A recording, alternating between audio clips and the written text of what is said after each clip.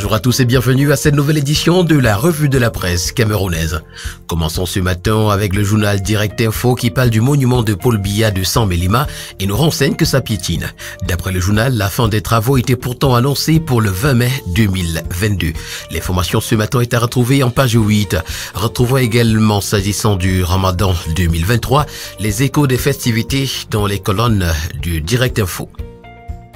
Le quotidien Econews ce matin qui parle de compagnie de téléphonie mobile nous renseigne que le mot d'avion lève le mine postel. Après le boycott des consommateurs, la ministre des Postes et Télécommunications préside ce jour une réunion de crise avec tous les opérateurs de téléphonie mobile au Cameroun. Au-delà de l'ordre du jour de la rencontre, va-t-elle réussir à faire baisser les coûts de la consommation des appels et d'Internet, s'interroge ce matin le quotidien Econews. Le Popoli qui en parle également ce matin titre à sa grande une « Opération mot d'avion, le cul-de-sac ». Le gouvernement appelle d'urgence à la concertation, pouvons-nous lire ce matin.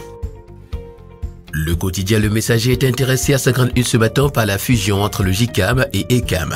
La force patronale par la fusion, titre ce matin le journal. En attendant l'Assemblée générale de la fusion Constitution, l'adversité calculée contre Célestin Tawamba, dont le mandat court jusqu'en décembre 2023, résonne comme une entreprise vouée à l'échec.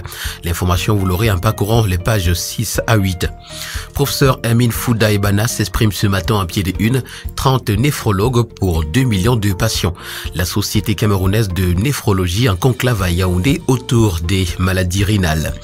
Le quotidien Mutation s'intéresse également à la fusion entre ECAM et JCAM et titre opportunité ou opportunisme. Il s'agit là d'une interrogation.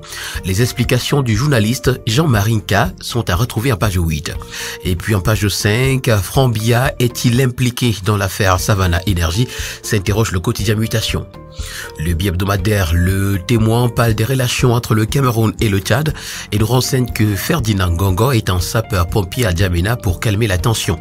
Il n'y a aucun nuage dans la relation entre le Tchad et le Cameroun, a déclaré hier après-midi le ministre d'État, secrétaire général de la présidence de la République, porteur du message du président de la République Paul Biya auprès du président de transition Mahamat Idriss Déby.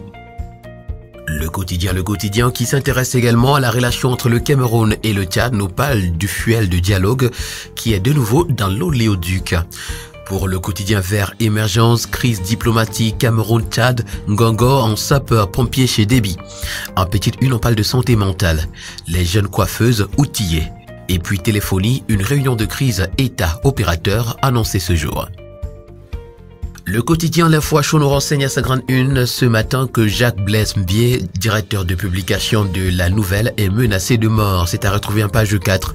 À haut de une, s'agissant de la visite de travail du directeur général dans la région du Sud, Blaise Moussa apporte son soutien et ses encouragements aux équipes techniques. Et puis réunion de crise mine postel opérateur régulateur ce jeudi, les associations de défense des droits des consommateurs exclues.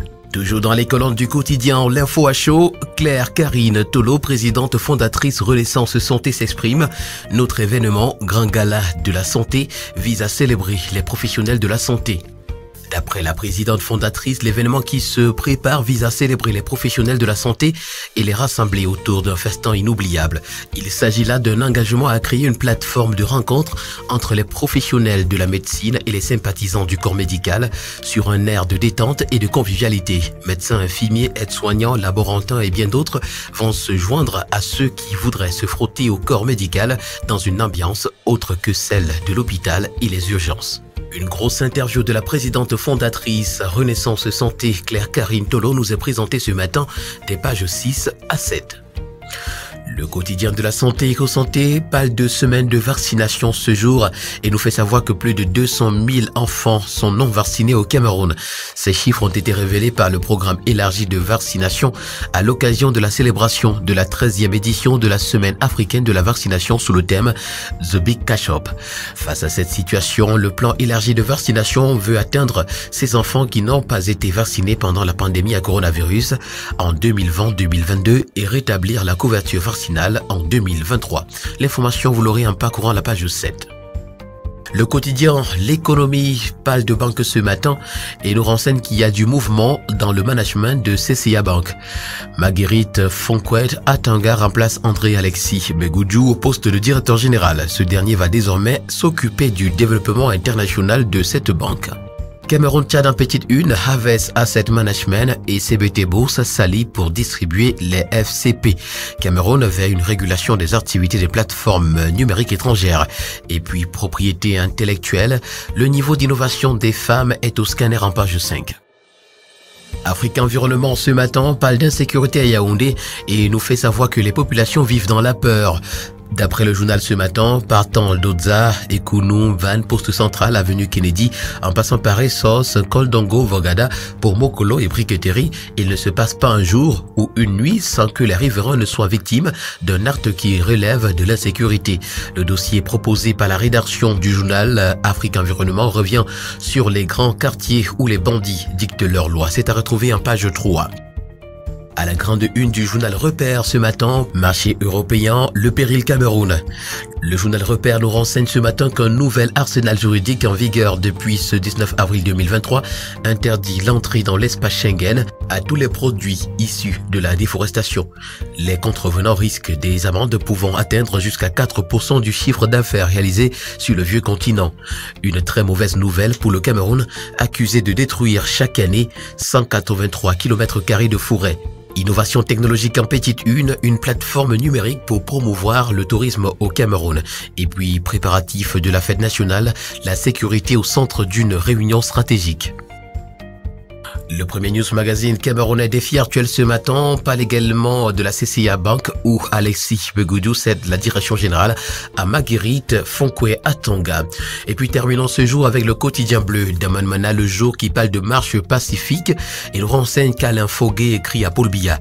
Depuis sa cellule à la prison de Kodengui, le trésorier du MRC s'insurge contre le non-respect des conventions internationales ratifiées par le Cameroun. C'est à retrouver en page 5. Paludisme en petite une, 30% de toutes les consultations à l'hôpital en 2022.